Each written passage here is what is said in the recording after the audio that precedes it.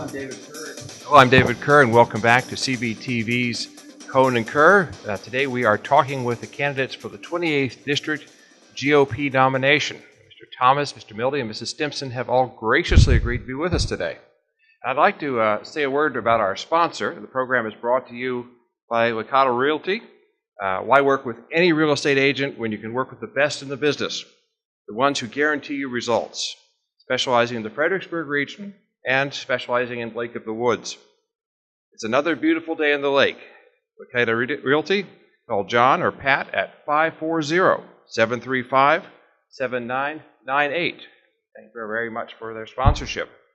There's been a lot of back and forth between Governor McAuliffe and the legislature over funding for Medicaid and the Affordable Care Act. It's a constant battle. What's your view on the ACA and the money for Medicaid? Starting with Mr. Mildy. Simply, I think that the Speaker of the House, I have to give him credit, has taken exactly the right position on that. I don't believe we should expand Medicaid because it's broken. I don't believe we should try to expand something that isn't working properly. So, quite simply, I think his position is the same as mine. We should not expand that. Thank you, Mr. Mildy. Mrs. Stimson. You know, for Republicans, sometimes it can sound as if it's harsh and that we don't care about health care. But if you do any research on Medicaid expansion, patients who get their care under Medicaid expansion, if they have a surgery, they die at a higher rate than those who have different kinds of insurance. My concern about Medicaid expansion is those who are on it not get the type of health care that they deserve. I always believe that the private sector, that doctors, that nurses, that they should have more of a say. So obviously that was one of the central themes of my campaign 2 years ago, is that we cannot afford for Medicaid expansion. And we're also seeing that families under Obamacare failing. And hopefully the Republicans will come together. We have all three houses to repeal it. But certainly I believe that there are many reforms that can happen in the healthcare system. But right now corporations and insurance companies have too much of a voice. The doctors and the nurses and the people should have more to say. Thank you very much, Mr. Thomas. Same question. I as well am opposed to Medicaid expansion. The ACA, Affordable Care Act's on the ropes. We're not sure what's going to happen. So I'm very encouraged that we didn't take the promised federal money, because I think some states that did that may find out that that money may not be in future budgets. Once we expanded it, there's no way we could ever pull that back. I think we need to do a better job at looking into fraud, waste, and abuse in the system. There's situations where people don't get married on purpose so they can get better benefits from the system.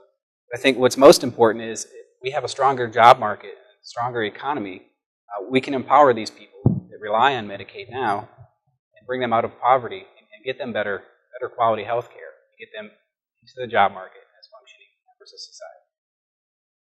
Thank you very much.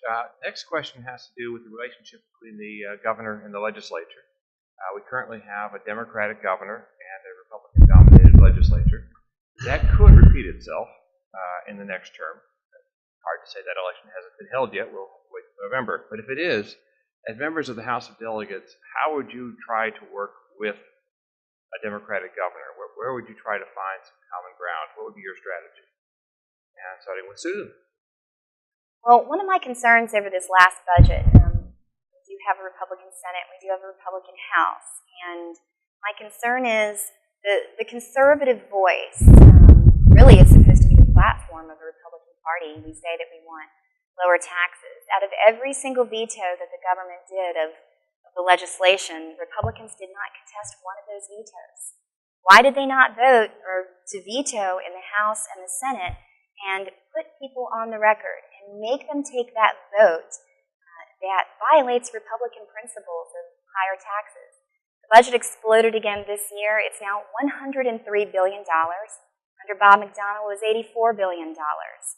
So, yes, we need to work together, but in some ways I think Republicans are working too well with a Democrat and that we're not fighting enough, especially since we have two of the houses.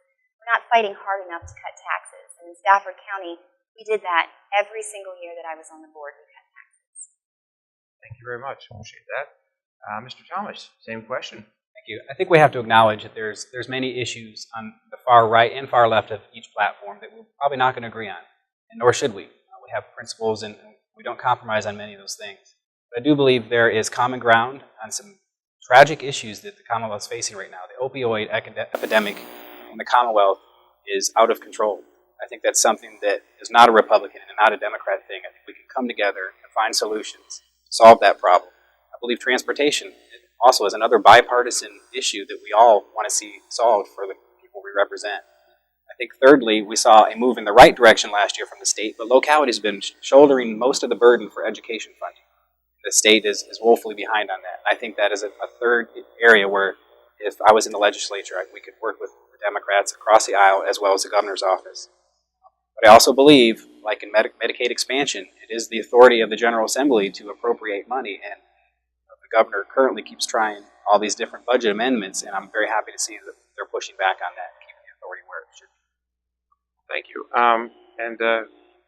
Starting with... Sure. Yes, sorry. I think I might answer that same question.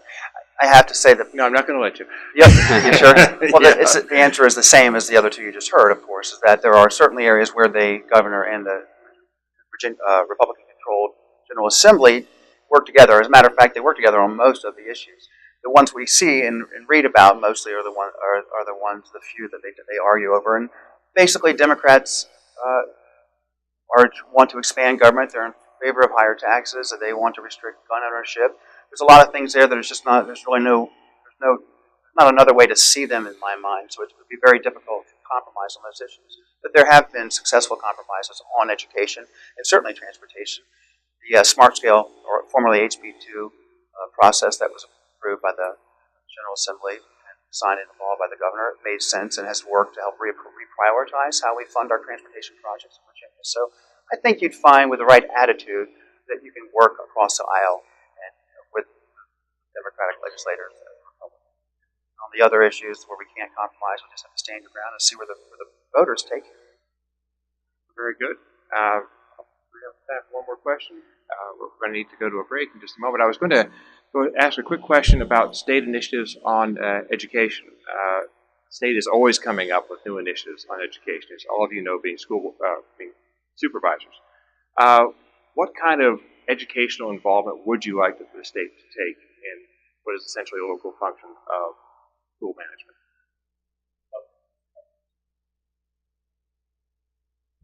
So we talked about the appropriate level of government at all levels. I think of the locally elected school board, who's been elected by their residents that know them as their friends and neighbors. I think most of the decisions that we can push down to that level is where that should be done. We complain that the federal government has all these rules and regulations that they push to the state, but again, they continue to push those things down to the local level. Sure. When I was listening to the Speaker of the House this morning, he was asked what his two regrets were over 30 years, and one of his top two was creating elected school boards. And I would say that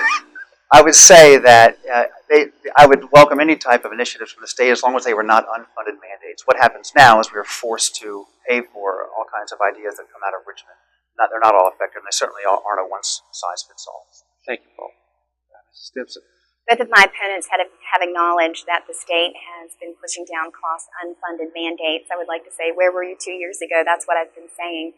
I think that we need more local leaders in office who understand that the state budget, we're the sixth largest or the highest median income in the nation, but all of the income tax dollars go to Richmond. They don't come back.